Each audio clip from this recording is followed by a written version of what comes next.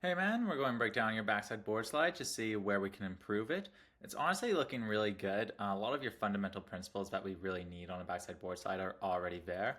By that I mean you're coming in, you're utilizing counter rotation, maintaining a stacked position, the hinge in the waist, the upper body coming forward in correlation, holding that balance over the front foot, holding the arms in position, but you can then pull back with counter rotation. So the baseline principles are all there. We'll just go and talk about little changes you can make to make it more fluent and just make you feel more comfortable in the trick, and so you can start styling it out. First, let's go and break down what's making this a little bit harder than it needs to be. So this isn't, you're not hitting it from a side here. You're doing more of a ride-on feature, but the principles here are exactly the same, and that's that you're coming up and rotating a little bit too early. See how your board's coming up and lifting off of the feature before you're all the way up it?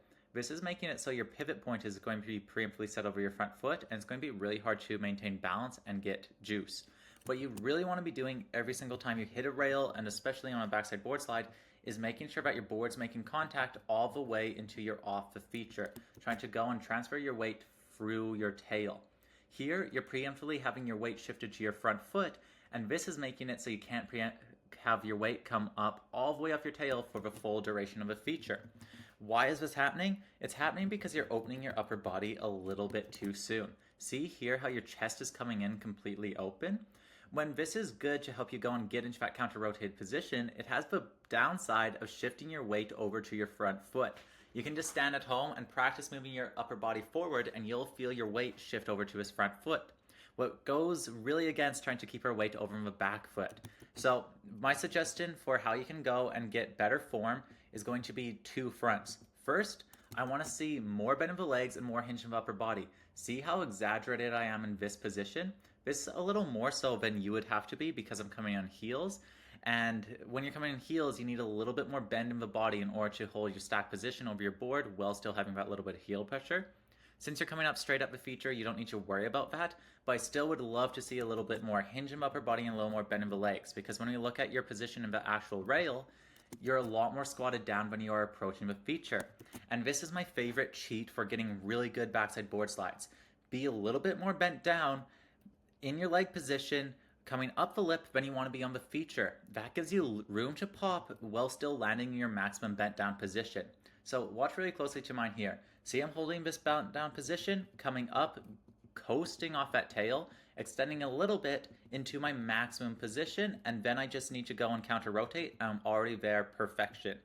We're here, we're having a little bit more noise and mess. So you're coming up taller, rotating, and then hitting angled, and then trying to sink down into that backside board side position. And it's just this little bit of extra movement that's really throwing you off.